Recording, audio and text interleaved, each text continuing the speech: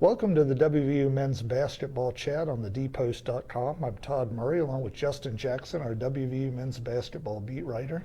Justin, the Mountaineers coming off a big 81-76 win at Iowa State, and that Hilton Coliseum, that's been a veritable house of horrors for Huggins and the gang over the year. What did that mean to get that win? Well, I tell you, first off, you're right about that. I mean, they were 0-3 at Hilton Coliseum, and Hilton Coliseum, it's not that just the WVU was 0-3, but a lot of teams have gone in to Hilton Coliseum and lost. Iowa State going into the game since 2012 was 56-4 at home heading into that game. So a lot of good teams have gone in there and lost, and then Iowa State has a unique home court. It's a good home court advantage because the students are right there and the crowd is kind of right there on you. They're right behind the benches, and they certainly make a lot of noise and have a lot of good home fan support with Iowa State. So in that instance, it's a good solid RPI win, but it's more of it's a big NCAA tournament resume win. When you can go on the road and win at Iowa State, it certainly is going to raise a lot of eyebrows, and it's going to get the attention of the NCAA selection committee. So that's certainly a good win in that instance. It's also a good win in the fact that they were trailing by 15 points. It was 23-8 at one point early in the first half, and Iowa State, I believe, had made like 3 or 4 3-pointers in a row, and were just really kind of scoring at will. And for West Virginia to come back and to continue to fight through on the road, and really kind of made that win all the more impressive. Yeah, it had to be an encouraging sign to see Devin Williams get back to being Devin Williams with the outing he had against Iowa State. He struggled against Kansas State and Texas Tech and Florida as well.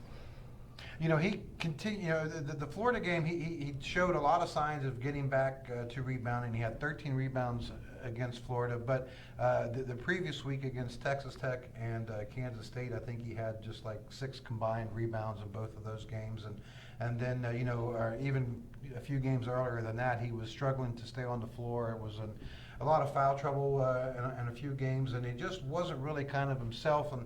And then so against Iowa State, he gets 17 points and a career high 18 rebounds, and it was his 10th double-double of the season. And but certainly the rebounds stand out. I mean, he almost out-rebounded Iowa State by himself. It was like 26-18, and what he did on the offensive glass was very important. And Devin talking after the game, he knew that he wasn't really being himself in the previous weeks, and it was kind of like he was almost kind of saving himself. He was joking around because he knows that this is a particularly tough stretch now that West Virginia has. They have the tough game at Iowa State, and then they're coming home now and they host Baylor on Saturday, which is ranked, and then they go back out on the road and then they'll play at Kansas next week. So it's 3 games against top-ranked teams, and Devin kind of talked about, when it's time to, when the games really count or when the moments are really big, that's when he wants to show up. And, he certainly did it against Iowa State. Right. And obviously, you mentioned they have Baylor coming in here Saturday night. And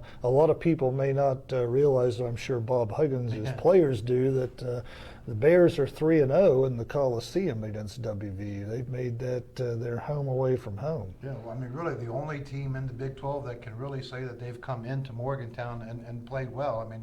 I mean, even Kansas has lost their last 2 times in the Coliseum. So for the fact that Baylor is 3-0, it's kind of a, maybe an interesting trivia question there, because not a lot of Big 12 teams have come into the Coliseum and played well, but Baylor's has done it, and they've done it in a variety of ways. They've really kind of handled West Virginia's full court pressure. They're one of the few teams in the league who can say that they've kind of handled it pretty well. They did turn it over, last year in the game in Morgantown, but they also shot the ball very well, and they shot 55%. They made 6 threes in that game and really kind of won going away. Baylor. Another thing, that they have a lot of good ball handlers. They have some good shooters, but Rico Gathers is also kind of their big guy in the middle, and certainly him and Devin, it'll be an interesting battle inside. Rico is being scouted by a lot of NFL teams as a possible NFL draft pick right now, so that kind of gives you an idea of what kind of size he is. He's the league's leading rebounder, so it's going to be a mixture of what he does on the inside, and plus the shooters they have on the outside. And then the question will be, can West Virginia get its press going again against a team that's handled it pretty well in the past? Well, it should be an entertaining Saturday night at the Coliseum. Justin, thanks for your time as always, and please continue to follow our WVU men's basketball coverage on the dpost.com.